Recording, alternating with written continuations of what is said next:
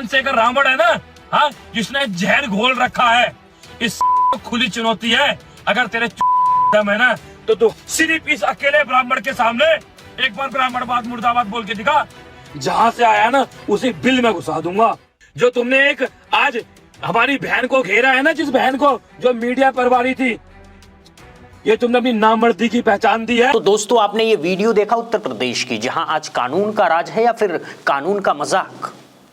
ये सवाल आप खुद अपने मन में उठा रहे होंगे, लेकिन हम आपको जो बताने जा रहे हैं वो सुनकर आपका खून खौल जाएगा।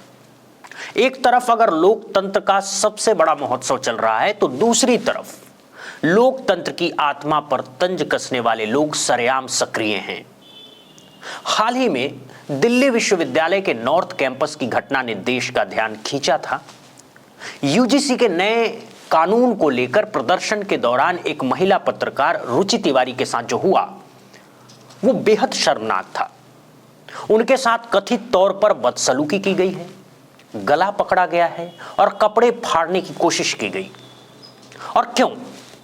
सिर्फ इसलिए कि वो ब्राह्मण समाज से आती हैं। ये सवाल हम सबके जहन में है, लेकिन इस घटना ने एक और चेहरा बेनकाब किया है, उन लोगों का जो खुद को गौ रक्षक कहते हैं, लेकिन उनकी हरकतें उनकी असलियत बयां करती है। हम बात कर रहे हैं अक्कू पंडित नाम के एक स्वयंभू गौरक्षक की, जिसने सरेआम एक निर्वाचित सांसद चंद्रशेखर आजाद को न सिर्फ गंदी गंदी गालियां दी, बल्कि जान से मारने की धमकी भी दे डाली है। आपने सुना ना, कैसे ये शख्स कह रहा है, तेरी मां ने दूध पिलाया है तो मेरे सामने आके दिखा, तो जिस बिल से आया है उसी बिल में गाड़ दूंगा। यह सिर्फ एक धमकी नहीं है, ये लोकतंत्र के गले पर सीधा वार है। एक सांसद जो जनता द्वारा चुना गया प्रतिनिधि है, उसे इस तरह से नामर्द कहना और उसकी बहन को घेर कर अभद्र भाषा का प्रयोग करना, यह किसी गुंडागर्दी से कम है। सवाल उठता है कि आखिर इस अक्कू पंडित को इतना गुस्सा क्यों आ रहा है? क्यों वो चंद्रशेखर आजाद को खुली चुनौती दे रहा है? दरअसल पूरा खेल दिल्ली विश्वविद्यालय के उसी प्रदर्शन से जुड़ा है। इन लोगों का आरोप है कि चंद्रशेखर आजाद के समर्थकों ने उस प्रदर्शन के दौरान पत्रकार रुचि तिवारी के साथ दुर्व्यवहार किया। पकड़ लिया, देखा मेरे को भागते हुए तो फिर से पकड़ लिया कि पकड़ पकड़, ये हाथ से नहीं जानी चाहिए। ब्राह्मण है ना, आज तेरे को बताती हूँ, आज तेरे को हम बताएंगे। आज बढ़िया से हाथ में पकड़ में आई है।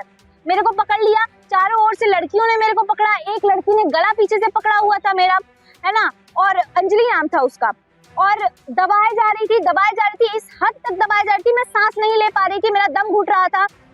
जब तक मैं अनकॉन्शियस नहीं हो गई तब तक मेरा गला दबाया गया। वहां पे पुलिस खड़ी होके देख रही थी। वहां उनके साथ जितने लड़के खड़े थे सारे वीडियोस बना रहे थे। सारी लड़कियां मेरे को पकड़ के रखी थी और ये बोल रही थी बार बार, आज तू पकड़ में आई है, बहुत दिन बाद आज तू पकड़ में आई है। हाँ, आज तेरे को बताएंगे, आज तेरे को पता चलेगा क्या होता है। ब्राह्मण है ना तू, आज पता चलेगा। ब्राह्मण है ना, पता चलेगा तेरे को ब्राह्मण होने का क्या है।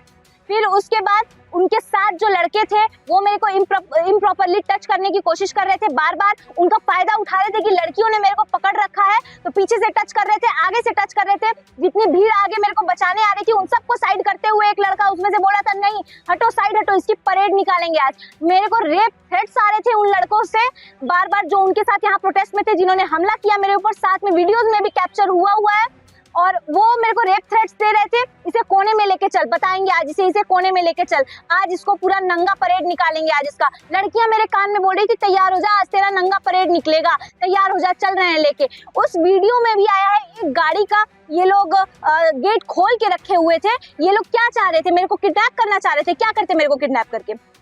ऐसे ऐसे इशारे कर रहे हैं। उसमें से एक लड़का है जो ऐसे ऐसे इशारे कर रहा है, इसको ऐसे कोने में लेके चल, इसको लेके चल, गाड़ी में बिठा। गाड़ी में कहाँ लेके जाना चाह रहे थे वो लोग? क्या करना चाह रहे थे मेरे साथ? उनके अनुसार उन्हें सिर्फ ब्राह्मण होने और चोटी रखने की वजह से निशाना बनाया गया। लेकिन इस घटना के विरोध का तरीका क्या यही है?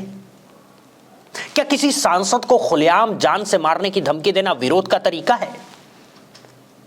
यह तो साफ तौर पर गुंडागर्दी है। अक्कू पंडित कह रहे हैं कि चंद्रशेखर आजाद ही इस पूरे प्रदर्शन के मास्टरमाइंड हैं और वो ब्राह्मणों के खिलाफ नफरत फैला रहे हैं। इसीलिए वो चंद्रशेखर को सीधे ललकार रहे हैं कि अगर दम है तो मेरे सामने आकर ब्राह्मण मुर्दाबाद के नारे लगा के दिखा। तो तुमने एक आज हमारी बहन को घेरा है ना, जिस बहन को जो मीडिया पर वाली थी, ये तुमने अपनी नामर्दी की पहचान दी है। अगर तुम्हारे में दम है ना, अक्कू पंडित नाम है, ब्राह्मण अक्कू पंडित। अगर तुम्हारी माँ ने दूध पिलाया है ना, तो अपनी परछाई को भी सामने लाके दिखाना, सोच के खा जाऊंगा यमराज की तरह। और ये जो चंद्रशेखर रावण है ना, हाँ, जिसने जहर घोल रखा है, इस खुली चुनौती है। अगर तेरे दम है ना, तो तू हाथ के सामने खड़ा होके दिखा दियो, जहां से आया ना उसी बिल में घुसा दूंगा। अब बहन मायावती की जो दलित समाज है, उनकी मानसिकता क्यों नहीं है भाई ऐसी? जितने भी चंद्रशेखर रावण के हैं, सिर्फ उन्हीं की ये मानसिकता है। और चंद्रशेखर रावण को खुला चुनौती दे रहा हूँ, जो ते ब्राह्मणवाद मुर्दाबाद के नारे लगवा रहा है ना, डी कॉलेज पे, कभी जंतर मंतर पर, कभी जीएनवी कॉलेज पर। अगर तेरी माँ ने दूध पिलाया है ना, पूरे ब्राह्मण समाज को छोड़, सिर्फ इस अकेले ब्राह्मण के सामने एक बार ब्राह्मणवाद मुर्दाबाद बोल के दिखा। जिस बिल से आया ना चंद्रशेखर रावण, उसी बिल में बांट दूं। अपने अकेले की बात कर रहा हूँ। अपने बाप का नाम याद है, श्री प्रकाश शुक्ला, उसी के खून का हूं मैं। दूर दूर तक नजर। अब सबसे बड़ा सवाल यही है कि आखिर उत्तर प्रदेश में कानून का राज है या फिर कानून का तानाशाही? जिस प्रदेश में सीएम योगी आदित्यनाथ जी कानूनी व्यवस्था को लेकर सख्त माने जाते हैं, वहां यह कैसे संभव है कि एक व्यक्ति खुलेआम एक सांसद को धमकियां दे रहा है और पुलिस चुप है?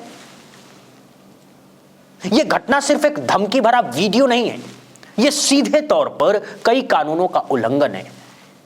जब कोई शख्स किसी दलित नेता को उसकी जाति सूचक शब्दों से नवाजता है और धमकी देता है, तो यह SC/ST एक्ट के तहत साफ तौर पर अपराध है। आपको बता दें, SC/ST एक्ट में साफ प्रावधान है कि अनुसूचित जाति या जनजाति के व्यक्ति को जाति सूचक गाली देना या अपमानित करना गंभीर अपराध है, जिसमें तुरंत गिरफ्तारी का प्रावधान है।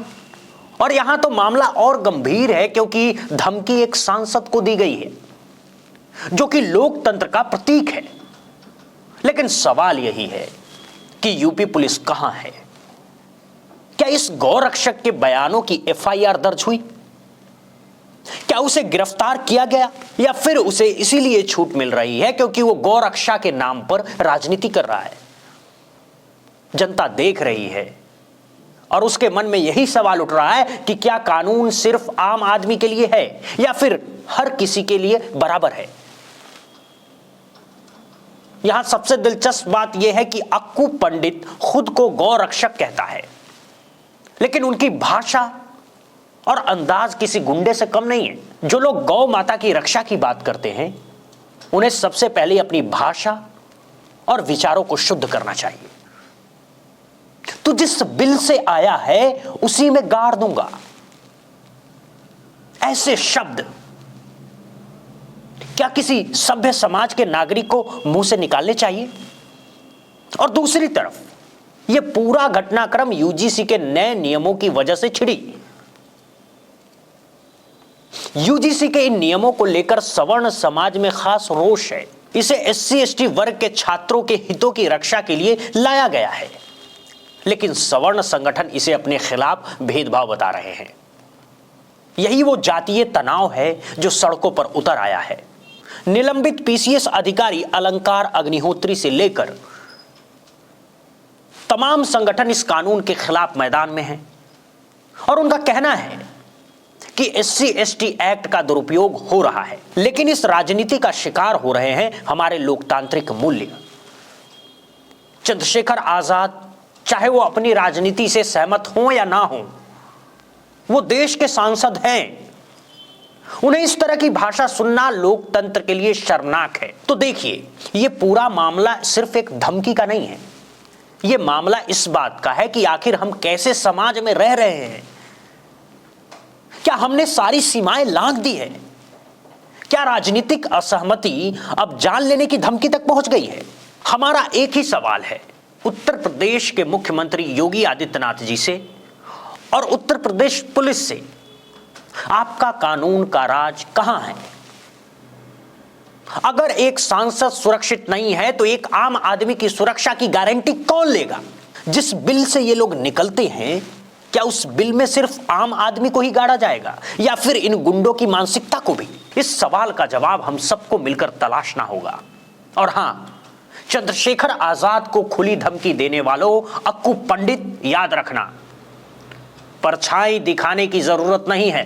कानून के सामने सीना तान कर खड़े होना, यही असली बहादुरी होगी। चंद्रशेखर आजाद को खुली धमकी देने वाले अक्कू पंडित, याद रखना, परछाई दिखाने की जरूरत नहीं। कानून के सामने सीना तान कर खड़े होना, यही असली बहादुरी होगी। अगर दम है तो पुलिस थाने में जाकर अपना केस खुद दर्ज करा करके दिखाओ।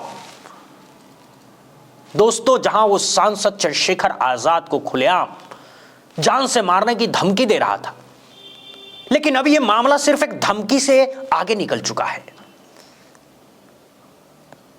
अब यह वीडियो सोशल मीडिया की हर गली कूचे में आग की तरह फैल चुका है। और जब यह वीडियो वायरल हुआ तो असली जनता, असली लोकतंत्र बोला। सोशल मीडिया पर बवाल मच गया। लोगों ने अपने कमेंट्स के जरिए वो सवाल उठा दिए जिनका जवाब न तो अक्कू पंडित के पास है और ना ही उस व्यवस्था के पास जो उसे संरक्षण दे रही है। लोग पूछ रहे हैं, और बिल्कुल सही पूछ रहे हैं, कि क्या यूजीसी के इन नए रेगुलेशन का मतलब यही है कि जो कोई भी इससे असहमति जताए उसे सरेआम टारगेट किया जाए?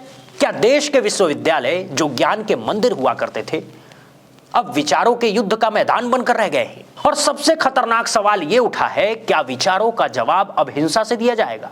जरा सोचिए, दिल्ली यूनिवर्सिटी का वो नॉर्थ कैंपस, जहां कभी बौद्धिक बहस की गूंज सुनी जाती थी, वहां अगर किसी महिला पत्रकार के साथ उसकी जाति की वजह से मारपीट होगी, उसके कपड़े फाड़े जाएंगे, तो यह कैसा विश्वविद्यालय है? और जब उस घटना का विरोध करने का ठेका लेकर अक्कू जैसे लोग खड़े हो जाएं और फिर एक सांसद को गाली देकर धमकाएं, तो यह किस मानसिकता का परिचायक है? अब सोशल मीडिया पर दो तरह की आवाजें उठ रही हैं। पहली आवाज उन लोगों की है जो इस घटना को ब्राह्मणवाद की असली तस्वीर बता रहे हैं। एक यूजर का कमेंट पढ़कर सुनाता हूं आपको। उसने लिखा है, यही असली ब्राह्मणवाद है। जब भी जनरल कास्ट और ब्राह्मणों के खिलाफ ओबीसी, एससी, एसटी आवाज उठाएगी या अपने अधिकार की मांग करेगी, तब इन लोगों का असली चेहरा सामने आएगा। ये आप लोगों को पैर की जूती समझते हैं। ये शब्द कितने कड़वे हैं, लेकिन क्या ये सच नहीं है? क्या जब भी दलित, आदिवासी या पिछड़ा वर्ग अपने हक की बात करता है तो उसे रोकने के लिए सड़क पर उतर आने वाले ये रक्षक नहीं होते? यूजर ने आगे लिखा है, जब तक आप लोग एक साथ नहीं जाओगे, इन जनरल कास्ट वालों को पूरी तरह से बैकआउट कर दो। ये बेहद खतरनाक संकेत है। जब समाज में ये दरारें गहरी होने लगती हैं तो समाज कमजोर होता है। लेकिन सवाल यह है कि इस दरार को पाटने की जिम्मेदारी किसकी है? क्या अक्कू पंडित जैसे लोग, जो आरक्षण विरोधी आंदोलन में सबसे आगे रहते हैं, वो इस दरार को मिटाने में मदद कर रहे हैं या और गहरा कर रहे हैं? अब दूसरी तरफ एक और यूजर ने जो लिखा है वो इस पूरे प्रकरण का सटीक विश्लेषण है।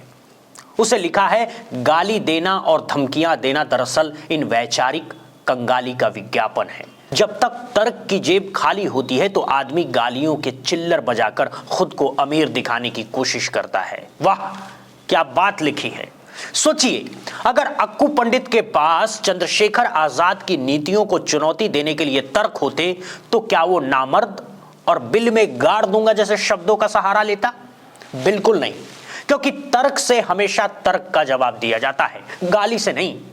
गाली उसकी आखिरी निशानी है जिसके पास कहने को कुछ नहीं बचता। यूजर ने आगे लिखा है कि ये अक्कू जैसे लोग रक्षक नहीं बल्कि उस सड़ी हुई व्यवस्था के अंतिम अवशेष हैं जो अब ढह रही है, और यही सच्चाई है दोस्तों।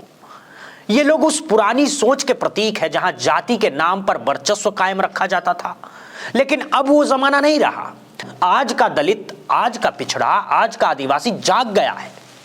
वो अपने अधिकारों को जानता है, वो चुप रहकर मार खाने वाला नहीं है। और शायद यही डर है अक्कू पंडित और उनके जैसे लोगों को। डर है कि कहीं उनकी ये सड़ी गली सामंतवादी सोच ढह न जाए। तो देखिए दोस्तों, ये लड़ाई सिर्फ चंद्रशेखर आजाद और अक्कू पंडित की नहीं है। ये लड़ाई दो विचारधाराओं की है।